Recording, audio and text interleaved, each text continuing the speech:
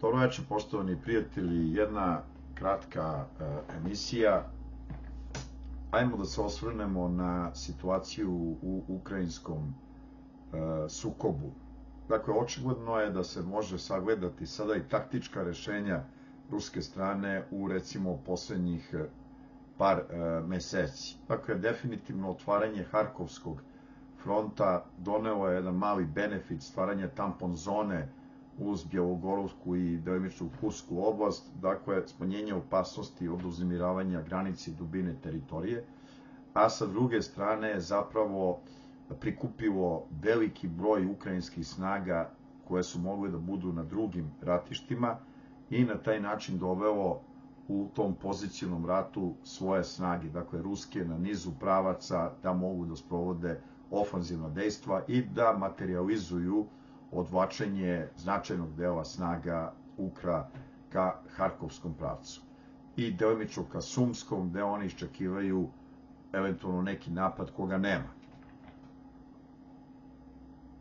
Dakle, opterećene ukrajinske snage, Rusi to koriste na raznim pravcima, na više pravaca su iskoristili, na Kupjansku po meni je vrlo teško jer su tu probili južnije od Kupjanska i gore ovog mesta severnije, gde nikako Rusi nisu mogli da probuju više od godinu dana, ali ovo sada donosi mogućnost rascepanja fronta na dva dela i Rusi su vrlo blizu toga i južnije od toga, južnije od Kupjanske frontalnog. Da li je spoljno, ne znam kako se zove ovo mesto gore koje nikako Rusi da osvoje, međutim dole južnije rasecaju front na dva dela. Na drugim pravcima Rusi su zastali na više pravaca južno i kod Svatova i kod vamo prema Krasnom Limanu, odnosno Jampu i Jampolka, tu su potpuno stali. Ovamo kod Severska su prodrli nešto južnije, ali se Ukri drže iz pravca severo-istoka, to je tu kod Belogorovke. Međutim, ovaj južno prodor koji smo imali od najmanje 5 km u dubinu može da promeni nešto u toj situaciji. Sasvim dole južnije došli su do Časovog jara, ušli su unutra i tu se stvari razvijaju. Vidjet ćemo kako će ići. Velika je šansa da Rusi zauzmu Časov jar, što bi bio opipljiv veliki uspeh. Dole još južnije, dakle, izbacivanje Ukra iz Krasnogorovke, zaokružuje odbacivanje od grada Donjecka, zajedno sa padom još u decembru Marinike, posle toga Avdevke, od Čertina i dolaska do Karlovih jezera. Dakle, kad se sve sabere, sad imamo i ovaj prodor unutra duboko u Njujork, takođe ka Torecku, i pomera se, bogme, front svuda u rusku korist, tako da, kad kažem svuda, mislim na Donbaskom frontu, baš tu na Donbaskom frontu, jer bismo ono gore severno mogli nazvati ili Harkovski ili Luganski pravac. Dole, ovamo, dalje na zapad, tu već ima manjih napredaka, tinja linija fronta i kod ovoga Ugledara i sve vamo do zapadnog dela Zaporoškog fronta, dakle kod Orehova, koje severnije, pošto su povratili Rabotino, pa i ovamo ušću Dnjepra ima tu nekih ostrva, nekih korekcija, nekih napredovanja Ruse u okviru tih ada, ali ukupno gledano, ruska strana ima inicijativu i bogme sad već na nekoliko mesta, nisam spomenuo gore kod Karlovih jezera, da se tu stvari zaokružuju, da se dalje prodire i postoji opasnost daljih prodora kao i kod Torecka. Sve u svemu, Rusi su ti koji imaju inicijativu i koji napreduju i mislim da Ukrajinci se nalaze u prilično teškoj situaciji. Oni su toliko uložili snaga i trupa u pravcu, u Harkovskom pravcu, a rezultati su minimalni, zaustavljeni su prodori Rusa na liniji Lipci, Starica i velike bitke u Volčansku. U Volčansku se vode vrlo velike urbane bitke sa promenjivim rezultatima, ali to je jedna poziciona borba u urbanom prostoru velike snage ukrajinske su tu zarobljene. Ukrajinci bi verovatno i brže bili uomljeni da ne koriste te dronove, koliko sam obavešten, to su vrlo sitni dronovi, malte ne kao vrapci ili čak džinovski insekti koji mogu da ubiju jednog vojnika i eventualno da rane još par kada eksplodiraju jer imaju tu bombicu sa sobom i to su čitavi rojevi i može da bude vrlo nezgodno. Eto, ti tako mali dronovi komplikuju situaciju na frontu. U korist Ukrajinaca uglavnom, a da i Rusi to koriste, ali Ukrajinci imaju prenos. Da sad Rusi imaju neke elektronske sisteme kao roj koji može to da odbije, međutim problem je što ne mogu da ga aktiviraju naprijed. Dakle, tek kad se primaknu ruskim snagama, oni mogu da aktiviraju tu odbranu, a to može da bude prilično kasno. Što se tiče naše scene, ona je veoma opterećena. Mislim da bi vlada morala da, ako i ove drži do Srbije, da prekine ideju oko Rio Tinta. Ja da sam na mestu vlasti, da mene neko pita, rekao bi da jedino država Srbija to može da eksploatiše i makar Srbija u budućnosti se i zaduživala, pa neka pokuša sama da sopstvenim snagama eksploatiše te rudnike sa najboljim ekološkim standardima. Ovako mi da prepuštamo strancima, to je kolonijalno geopolitički pritisak, mogućnost zloupotrebe ekološkog uništenja i ostalog, tako da ne prekinemo tu ideju, ali je problem što vlastima koje vode neoliberalnu, neomonetarističku koncepciju i kasa je prazna, treba odmah para, zato su i dovedeni da vode tu neokolonijalnu ekonomiju gde mi ne možemo da vratimo ni kamate na kredite i onda treba da pristanu u tom scenariju na takve kolonijalne ucene. Eto, to je ta situacija, dakle, veoma komplikovana kod nas, veoma komplikovana. Ovi nastavljaju da pritiskaju Republici Srpskoj, ona se brani prilično uspešno.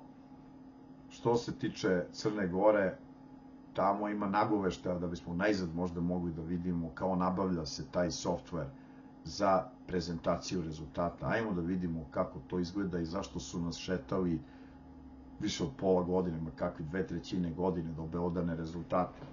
Da nešto ukradu i preprave, vidjet ćemo. Što se tiče Kosova i Metohije, ista mera, isto ostojanje, mi smo gotovo pred, ne mogu da kažem mat, ali pad situacija zbog Vučićeve politike, tako da prilično teška situacija se nalazimo.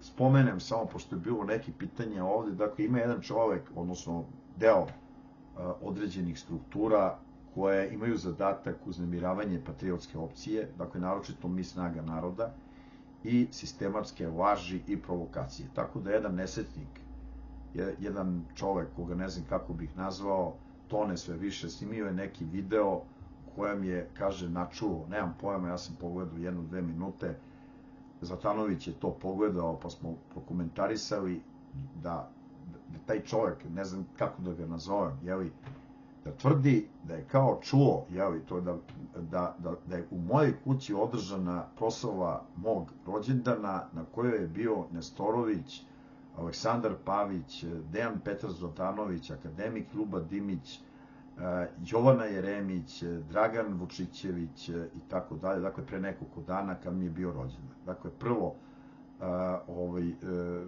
da kažem da je to sve laž. Dakle, desi se da neko nešto laže, ali da laže sve, dakle, nikakvo proslave rođendana, niti žurke u mojej kući nije bilo 20 godina. Oko 20 godina. Ja sam toliko... Tako da je to sve laž i svakog od ovih ljudi možete pitati, oni nemaju nikakve veze sa tim, ovo je sve izmislio. Dakle, nema nikakve sumnje da se to radi, znači službe mu daju neke podatke u vezi Rio Tinta, pa onda on to izjavi, pa onda skoči, pa onda sutra da nima zadatak da laže ovakve stvari. Dakle, odgovorno tvrdim da nikakav rođendan niti žurka nije održana u mojoj kući u poslednjih 20 godina. A u ovim zvanicama sve laž. Dakle, sve laž. Možda pitate bilo koga od tih ljudi, apsolutno oni nikada, mislim, nisu bili ni na kakvoj žurci kod mene, a ponajmanje sada, i to rade te anglosaksonske službe i sa svojim plaćenicima, cilj je, dakle, da se ljudi iz Mi snaga naroda, koji su ovde nabrojani, spomenuta je doktor Jovana Pavlović i tako dalje, da se vežu za ljude iz režima. Jer je to projekcija CIA, Soroša i NATO-a, da u Srbiji postoje samo dva njihova igrača. Režim koji kleči, glumi patriotizam i radi za njih i žuti deo kvazi opozicije koji su njihovi ljudi i da se oni međusobno bore i daju ustupke i izdaju zemlju. Suština je da ne sme da bude patriotske opozicije i trećeg puta. Znači, trećeg puta ne može da bude. Treći put je potpuno drugčiji, dakle, alternativna ekonomija neokolonijalnom konceptu, koji zastupa i jedna i druga opcija, odbrana Kosova i Metohije, državotvorna politika, demografska politika, identitetska politika i tako dalje. I igra stranaca je da svaku snagu patriotske opcije proglase kao Vučićevu. Dakle, da umesto da se bavimo da li se vodi državotvorna politika, da li se vodi neokenzijanska ili izdajnička, neomonetaristička kolonijalna politika.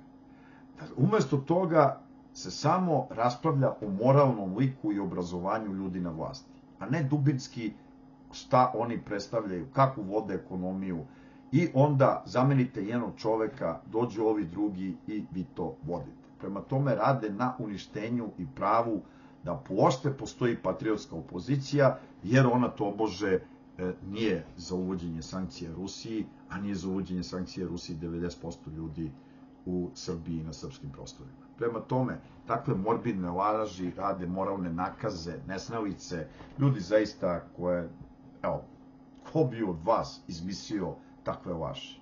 Ko bi od mene naterao da ja govorim o nekom, ne znam, rođendanu nekog čoveka i da izmišljam zvanice, a to nikada nije bilo, nikad se nije desilo.